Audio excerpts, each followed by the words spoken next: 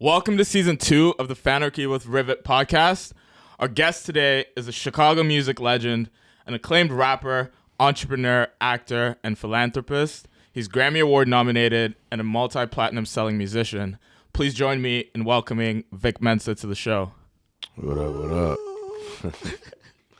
How you doing, man? Chilling, man. How you? Doing real well. How's LA? When was I in LA? Last week? Yeah. It's cool. It's cool. I was out there filming Bel Air. Okay. We'll talk a little about that later, but Okay, cool. so I wanted to start by saying we're almost a week away, May 12th, from the 10-year anniversary of Down on My Luck. Oh, wow. Wow, that's dope. Did you know that? No, I didn't know that. How does that make you feel now? That was summertime? It came out in the decade? summertime? I didn't even realize that it came out like in the summertime. But that's dope, though. You know what I mean? I mean, we made that record like around the corner from here at Peasy's old studio up on Milwaukee. And I was on a Disclosure tour. I was about to go on tour with them. And so I was really like, let me make some music that's going to fit this audience, you know, particularly. That was like the impetus of it. That song was a completely different song to begin with, like a completely different style of song that was made with like I did over a beat by the Blended Babies, like probably different key, everything, you know what I mean? But it was just like a idea I had done on a different beat, and then as we were looking for something to do in the Disclosure tour, remade it into a house record. I really didn't have much consciousness of house music, you know what I'm saying? Even though like Chicago is obviously legendary for house music. I wasn't raised with house music. We had footwork, juke music in our era, which was the progeny of house music, but I didn't have that music history. So Stephen Pons, who is the producer of the song. Stephen is a DJ, and so he like has deep house music roots, you know what I mean? And he's the one that made it a house record. Yeah. And what is it like now looking back at it's been 10 years? It's dope, you know what I mean? I think like time gives you perspective on everything, you know what I'm saying? Like I love the record now, you know. At the time, I actually didn't like the song, you know. I liked it at first, and then I started doing like EDM festivals and shit, and it was like I'll be in the bus and they'd be oots, oots, oots, oots, oots, and it was like fucking killing me, you know what I mean? That's not why I made this. And I was like, you know, because that was like dubstep era, you know. That's like height dubstep era. So even like kind of modern iterations of like house music that are maybe more fly, like in a K-Tronada space and shit like that. You know, when I was working with K-Tron at that same time, I didn't even really know him to be doing music like that. You know what I mean? Like EDM, that was what people understood of dance music at the moment. And so, like I said, I didn't have the consciousness of house music, so I kind of I got a little fed up with the EDM thing, you know what I mean? So I think time, like, has given perspective about, like, so I can learn about house music and, you know, really appreciate that. And also it's become more popular, so people can make a distinction between fucking dubstep and, like, Beyonce doing an album of, like, classic house inspired shit, or K-Tronada doing ill house music, you know what I mean? Like, to be able to draw the line, to delineate, because a lot of people don't realize house music is black music, you know what I'm saying? And at that time I did not realize that either, because I was being put in no black spaces to do that music, or even like kind of black spaces, you know what I mean? So yeah, I think 10 years is like giving me the perspective to like understand, I guess, my own creativity better. Yeah, and you talked a little bit about that period with Disclosure and just where you were in that time. What were your plans for your career coming into the industry? What were you expecting? I don't know that I had grand plans, particularly like an exact blueprint of what, shit was supposed to look like. I was just making music, you know what I mean? Like expressing creativity and seeing where it was going, seeing where it took me, like how it elevated me and what things came to my life and came to my pen, Yeah, no, that makes sense. And we talk a lot in this podcast about the early days of community building and growing an early fan base. What was it like building community at that time, and how do you think back to what you and a lot of the early Chicago pioneers did back then?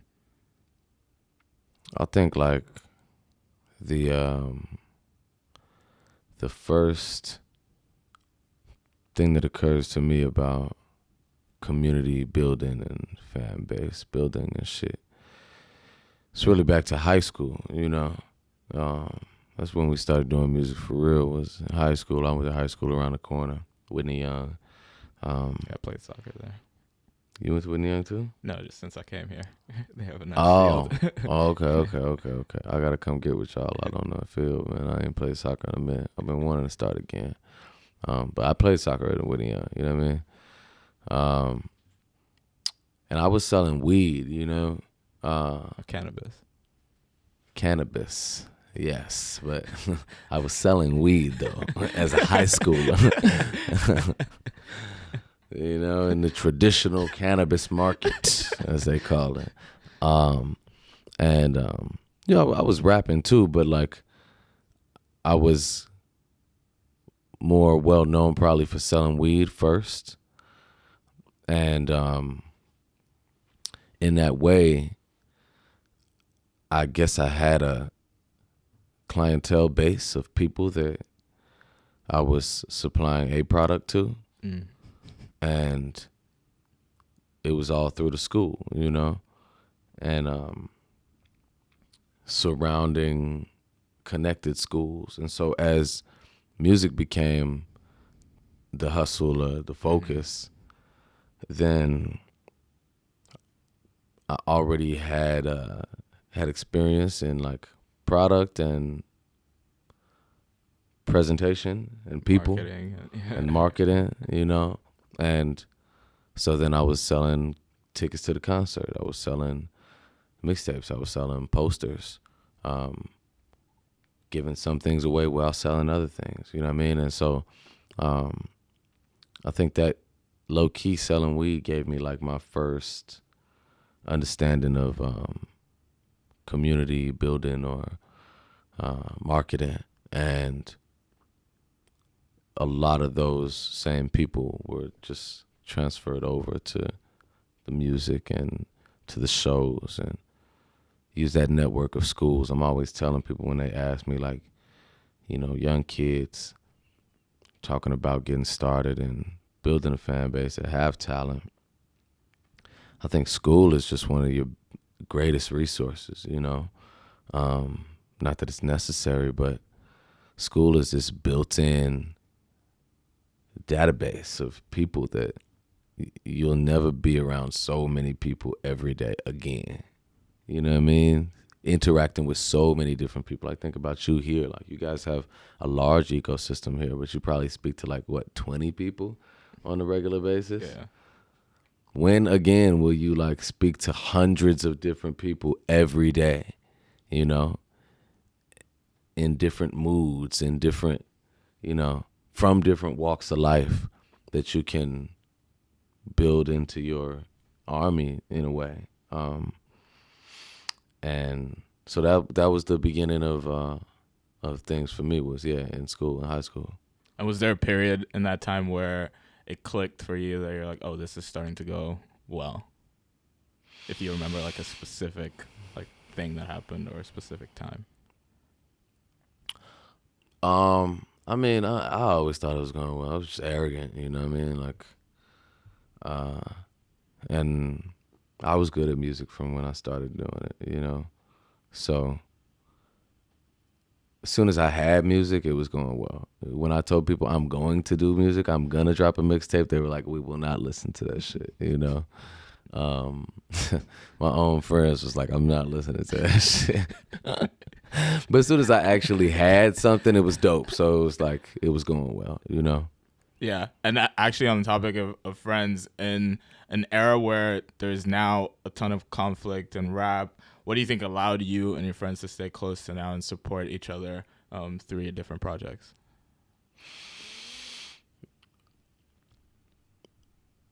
I think time, you know, time just heals and gives perspective once again. Like, there's been plenty of times when we were fragmented, you know.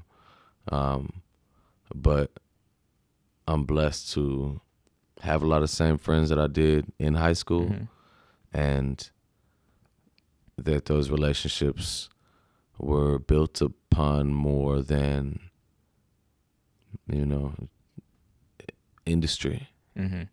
That they have real roots in like humanity. And so even as industry may push and pull and strain relationships at times, they didn't begin transactionally, you know, and they have foundation beyond like production and notoriety and success, whatever, you know. Yeah. And when you think back to the time when you're touring J. Cole, Wale, Danny Brown, putting out music in the peak of the SoundCloud era, what do you remember about that? And then what are some of the other craziest things that you did at that time in the SoundCloud era to grow your fan base once it started to get out of your schools? You know, that early SoundCloud era was interesting because it was a freedom of music and release, and in the way that like now if music comes out, we go to Apple Music, you know, or we go to Spotify, one of the two, you know, and they have the exact same thing. So it's like if it's not on there, then for me at least, it kind of doesn't exist, you know. I might go to YouTube, but even that is more rare. I'm kind of just like, okay, boom, is it on Apple Music yet? No, then all right. It's not out yet. Not out yet. All right. Back then, you know, I kind of feel like SoundCloud, for me, you know, as somebody that was following young music and young hip hop music, like SoundCloud was that in a way too, you know. It was like a first option of like, what am I trying to what do I want to hear? Is it here? Boom. And as an artist, you could just put up music so simply. There was no process of clearing things. Like, yo, this shit is extensive. Like, it's an elongated process putting out music in 2024. Not that it's like elongated in relation to the history of putting out music, but in relation to just dropping on SoundCloud, there's a lot that has to happen. So in that way, it was like it was dynamic, you know, because you could just drop. At the same time, there were no structures in place for money to be made from the music, you know. So that wasn't even really kind of like a thought process that for me at the time, because that just wasn't like that wasn't the ecosystem of that we were living in, and we were making money, you know, but not from plays, you know, streams or whatever. Shows, you know, shows and deals and things like that, you know, were where you made the money. So it got a lot of beautiful music out, but I wouldn't be surprised if it honestly kind of like strained quite a few relationships for other people too. Like it definitely strained some relationships for me because the producers were like, you know, some of the producers were like, man, what the fuck? You getting all this money doing shows and making deals off of the music that we made, you know what I mean? And it's not specifically for the music that we made, but it's from the attention that you've gained, and I'm not even getting paid, you know? And so that shit got That's interesting. it got wonky. You know, it did get wonky in that way. That it's like, yeah, producers wasn't getting no money from that shit. But you know, I think like a valuable thing for anybody in an incipient phase of like a journey of creativity is the discernment, you know, to recognize like that. All right, if I stay with this, if this makes sense, if my heart is in this, you know, I might not get paid from this right now but this is going forward. It's going upward. Like if we keep this thing going, it's going to bear fruit for us, you know.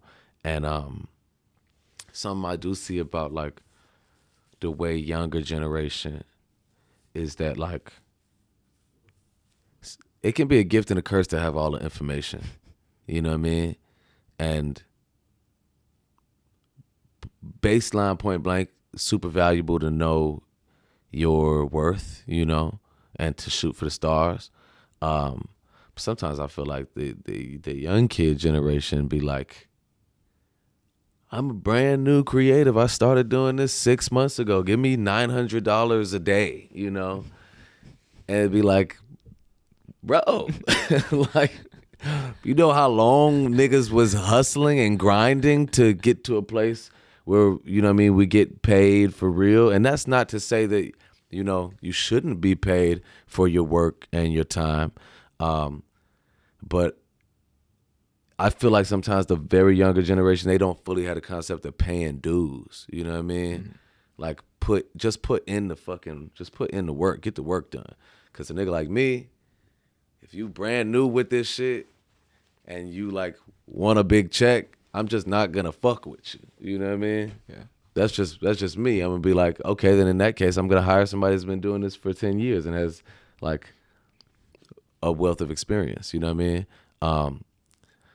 Yeah, I think, man, just like, you know, paying those dues makes sense. Yeah, you know? There's some work that goes into building that audience first before you could monetize it. And you're just not that skill level. You know what I mean? Like sometimes you just gotta hustle up that skill level. You know what I'm saying? Yeah.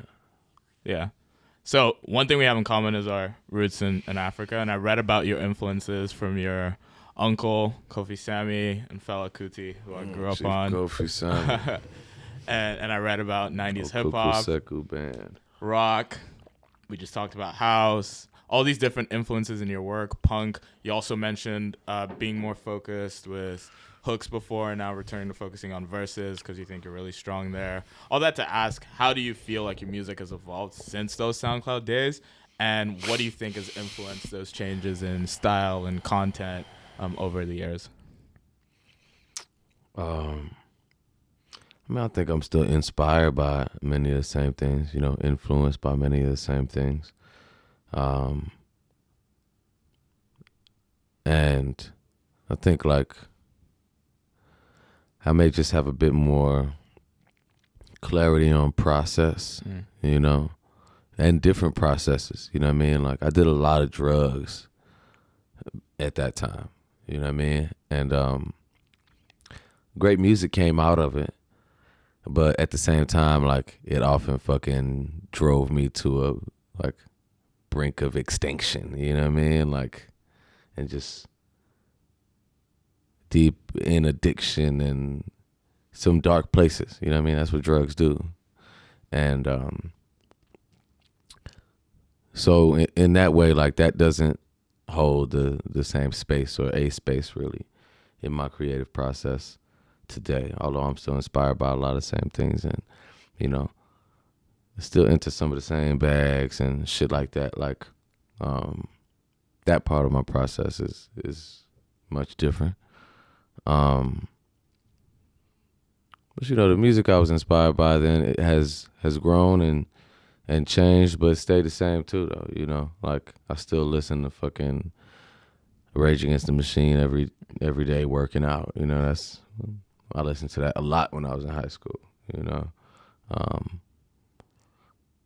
listened to a lot of jazz music doing the internet tape. I've been listening to Gil Scott Heron for the last few days. And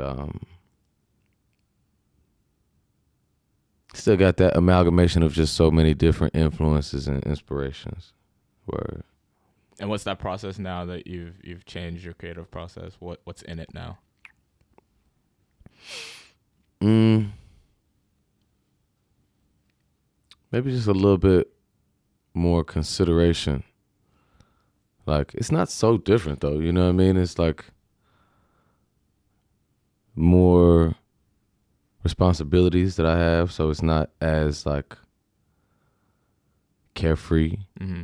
To just be like in the studio every waking moment of every day, you know. Like then I didn't have any responsibilities other than getting up and going to the studio, you know what I mean? There was nothing else I had to do, which was great.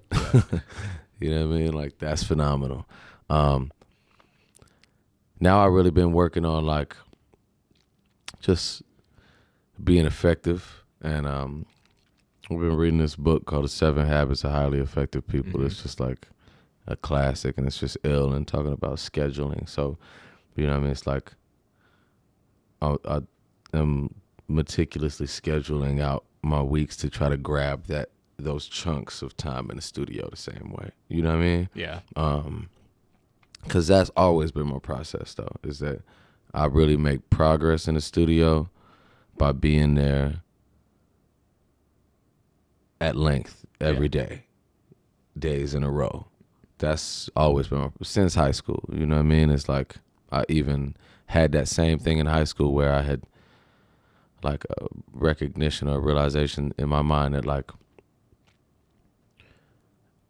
if I write like 3 to 5 hours each day, then it will get progressively better, and I'll get to the really good shit after a few days. And that's when I was writing in my mom's basement, you know. Yeah. But I would just go home, you know, after school. Maybe if everybody else was trying to be outside, I'd go home and just be sitting there just writing aimlessly, you know what I mean, with beats, without beats, random shit. But it would be like, if I do this many hours today, then tomorrow, when I have this specific verse I want to accomplish for this specific song, it's going to come so much easier, you know? Yeah. So now the process is just that I have way more shit on my plate, you know what I mean? So I just have to find the time to prioritize creativity. Yeah, and I think that goes to your point that you made earlier about paying dues. Those 3 to 5 hours, those are the dues you paid, so that now you can write faster, you can write better, and it just comes out, flows just a lot easier. So I really resonate with that. So one thing we do is after every few questions, we break up with trivia. So our first question is from those days when you were in high school. How many songs did the album Trap House Rock have? I have some options for you. 12, 13, 15, or 16. Songs or tracks? Do interludes count? Tracks. Yeah, tracks. It's probably either 15 or 16. You got to pick one. I'm going to go 15. We have a winner, correct. Okay. Let's go. Okay, so you remember. I feel like shit just usually ends up being around 15 tracks if you do interludes too, though. Because, I mean, chances are I'm probably going to do like, probably have some kind of intro, you know what I mean? At least 2 to 3 interludes. If it's an album, I'm going to have at least 12 songs on it probably, so, you know. It's quick math. All right. Okay, so we have 2 more, so you're one for 3 right now. So now I want to focus on you outside of music. So you're a CEO and very much involved with social impact initiatives. I've seen you supporting bookstores as well as your Books Before Bars programs. Why are books so important to you? I learn so much of what I know from reading, you know. Shit, I was reading myself to sleep last night. Nikola Tesla, Strange Life of Nikola Tesla. Shit is dope. How strange is it? It's fucking strange, bro. Nikola Tesla had this like uncanny ability to visualize problems of grand scope and scale. Like many of his inventions, he wouldn't write them on paper, you know. If he was inventing a machine, he would just visualize it in great depth, you know what I mean, granular depth, down to like the mechanism of the camera, you know what I mean, how does this lens work? And it would just be and he could communicate it. yeah, I mean, then he could make it, you know, but he developed that ability because as a child he had a strange affliction that he would be overcome by uncontrollable bouts of like extreme visualization. Like somebody might mention a name to him or a word, or he might hear a sound and see like a vivid image that he just couldn't get out of his head, you know? Like, I don't know, you might say ocean to him and he would just be like fixated, like couldn't actually see anything other than an ocean. And this was like going on for many, many years in his life when he was a little kid. And, you know, he would learn how to like calm himself down. He was basically having like these strange, anxious, you know, anxiety attacks in a way. He learned how to calm himself down and, you know, basically learned how to like deal with that and work through it. And in that way, he developed this like amazing power of visualization. But, you know, as far as books though, I love to read though, you know, that's like just backbone of my understanding of the world and like my practice as a human and as a man, as an artist. And so I like to just pay that forward, you know. I think like we in an interesting time and culture where the ubiquitous nature of information oftentimes obscures knowledge of real depth, because you can find out a little bit about everything from Wikipedia, which is valuable, you know. Wikipedia, watching videos on YouTube or Google search, TikTok, you know, or probably just TikTok, you know what I mean? And all those things are super valuable. But it also creates a culture where people are like, do your homework on this. Okay, that means go on TikTok, you know what I mean? Or do like a preliminary Wikipedia search. And there's so much information that niggas are almost discouraged from actually knowing anything deep, studying some shit to have a real understanding. So you have so much like, what do they call it? Like alternative facts? Was that the word that? Is that fake news? Just disinformation, you know what I mean? Fake news, disinformation, or surface level understanding of things. And like, I think it's valuable to, you know, to study shit, you know what I mean? Like, so I like to do programs like the Books Before Bars, helping this bookstore out south, just to support people in that way. You know, sending books into prisons, I started doing that when I was in high school, and I just seen how it transformed people. You know, because that's an interesting space too, man. It's like, if you in prison, like, you low-key have the opportunity for tunnel vision in a way that we often don't even have out here. Because you can't sit around on TikTok all day. I mean, some people can because they sneak phones in and shit, but technically, like, you know, you can't be as distracted low-key. Yeah. You know? And so people like Malcolm X or, you know, even Mandela, I mean, so many of our leaders historically have taken that experience, that ultimate experience of oppression in a prison, and alchemized that into gold of the spirit and of the intellect. And so I send books into the prison, you know, for that reason. Yeah, that was something that I saw that I found really compelling. Now I want to talk about Vic the Actor. So you're currently on Bel Air, which you hinted at earlier in the episode, and The Chi. How did those roles come about? And was acting always a natural progression you considered? And how do you think about just expressing yourself through that medium that's different than rap? I don't think acting was always something I was thinking about at all. I may have always considered writing, and so I had started writing a screenplay in 2018 called Hooligans, about my friends and I growing up, really that high school time period that we're speaking about. And I was going to link with Lena Waithe just to show her some of the screenplay, talk to her about screenwriting. And that's when I was living in Silver Lake in LA. And when I was kicking it with her, either she mentioned that I should be on the show or, I presented it. Not sure, but that's how the Shire came together, was we were meeting about something that I was writing at the time. And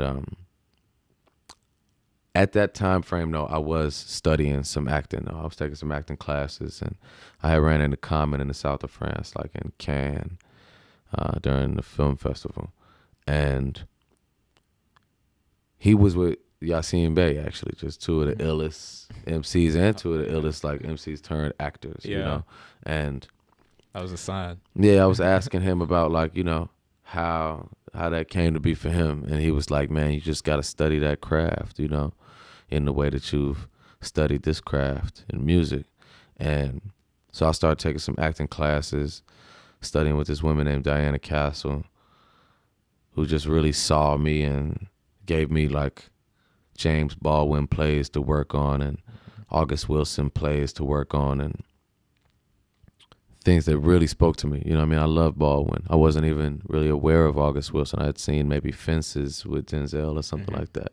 But as I started to work on some of those scripts, I was like, oh yeah, I love this. This is just dope. It's like an entirely different angle at creative expression, to embody the life experience of someone else. And in ways, though, music has many of those same notes, though, like there definitely come times when you write a song from someone else's perspective.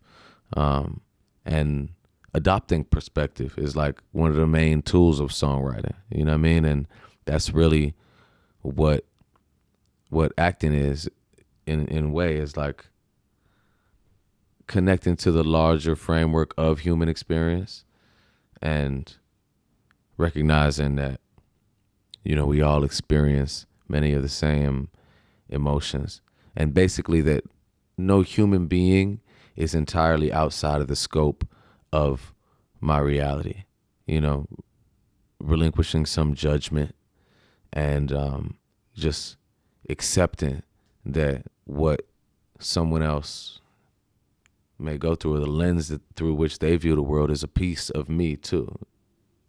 It can be. Yeah, that's really interesting. So, second of 3 trivia questions I have for you. This guy's so funny, man. Where are you from, man? Why? Where are you from?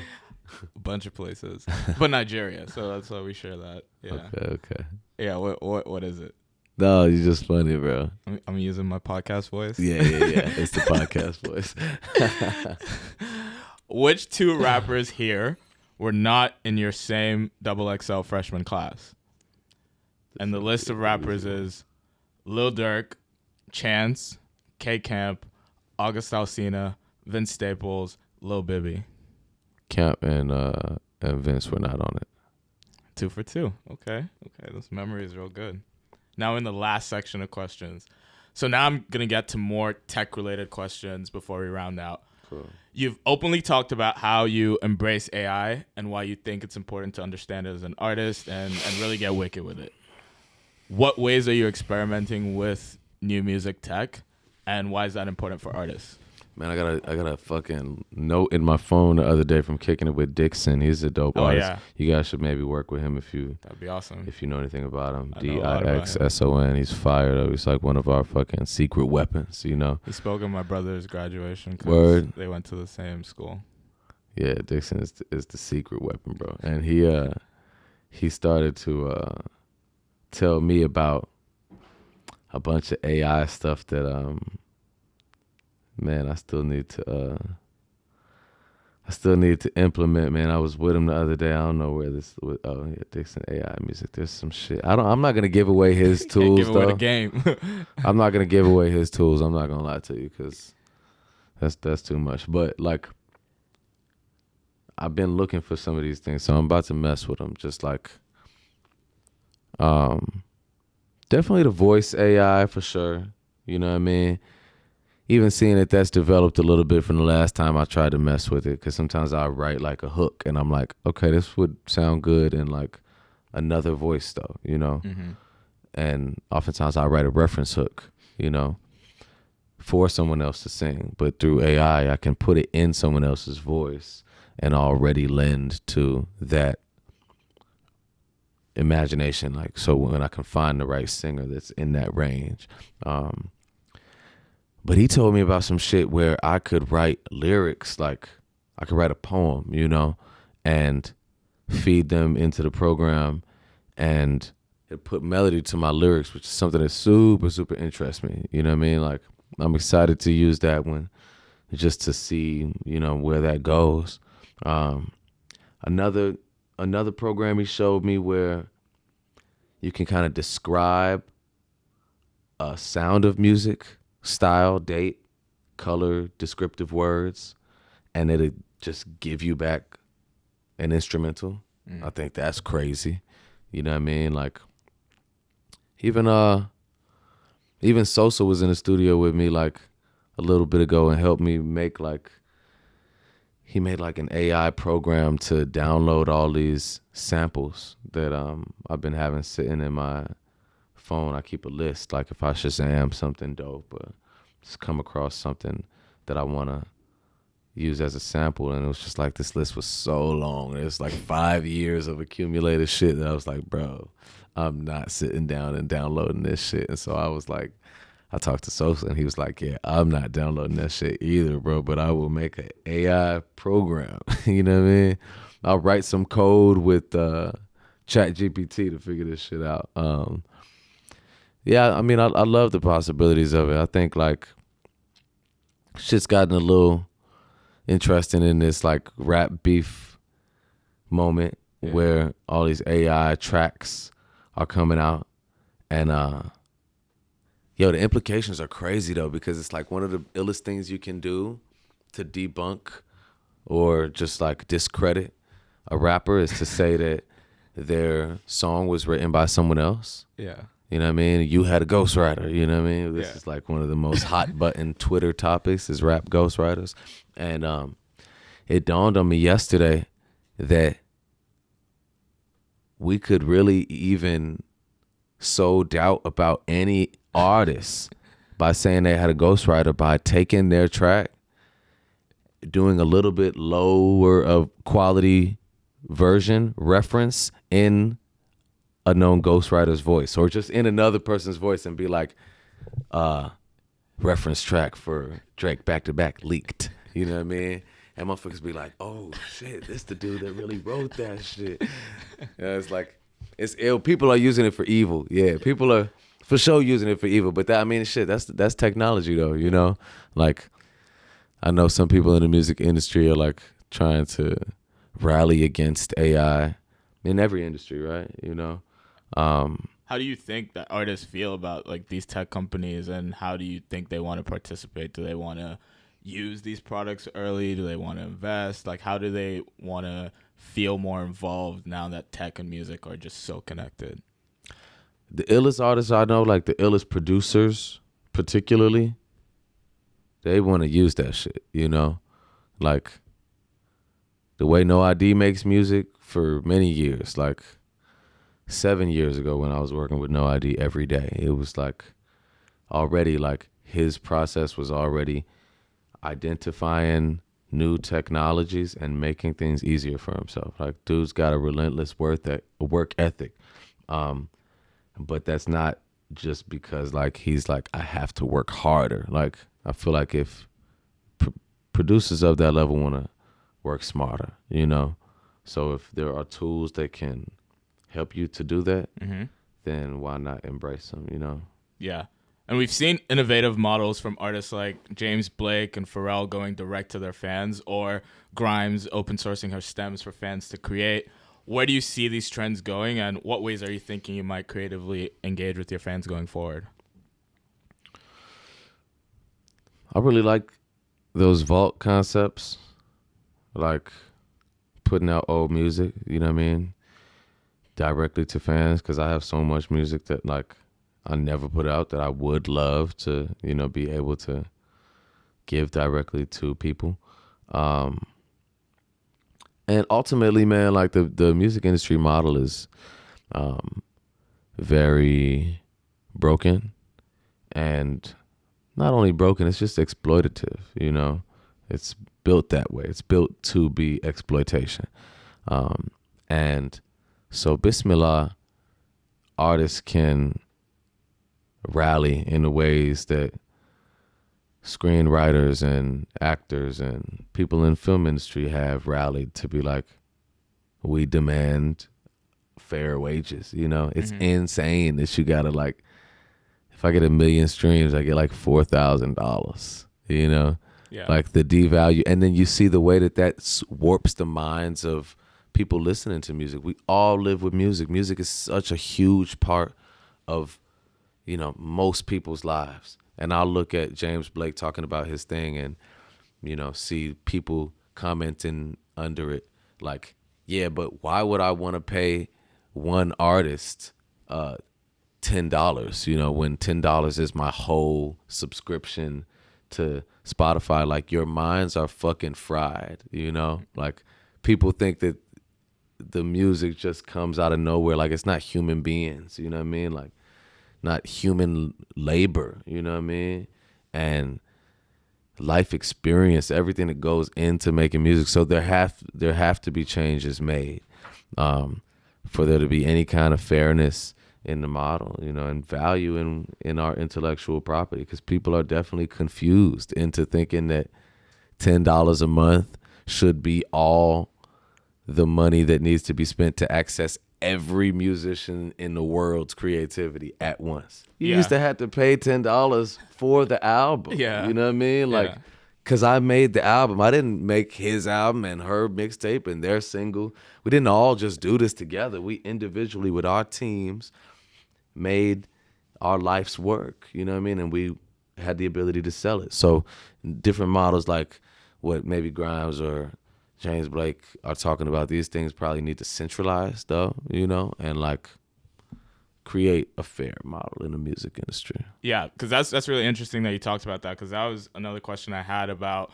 streaming and just how increasingly less profitable it is. You're an accomplished entrepreneur. You understand the business side of things. How are you thinking about expanding your revenue streams out of streaming? Yeah, you know, I mean, I'm just always like building new structures, you know what I mean? Like working on the company, 93 Boys,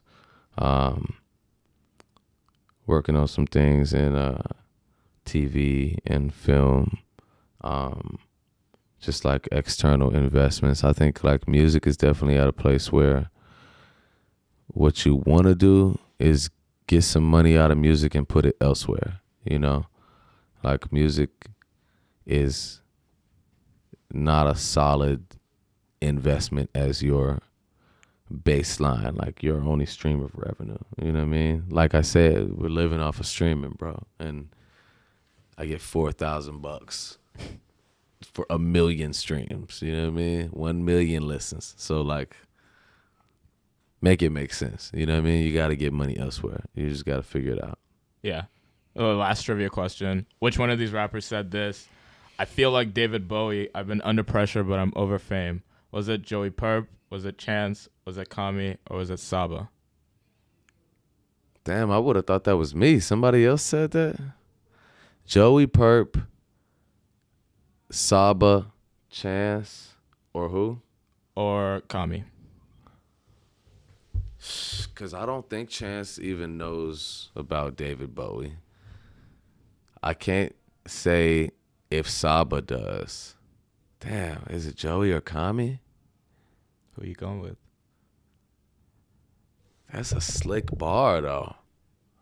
You sure that's not me? Fuck. Joey? It was actually Vic Mensa. Oh, that was me? Yeah. Okay. I'm like, them niggas don't know about Bowie like that to make a bar like that. I don't know if any of them. Saba, I can't say because I don't know what Saba listens to as well. But I'm like, Chance definitely doesn't know about fucking Bowie to make a bar like that. Yeah, it's a slick bar. It is hard. What three people need to come on this podcast after you, and we'll wrap with that. Okay. 3 people that we said Dixon. I think it'd be cool to get Dixon because he's been doing some amazing stuff. All this Beyonce fucking Academy Award ass shit. I don't know why Knox Fortune is coming to my mind. I feel like Knox would be dope to get on here.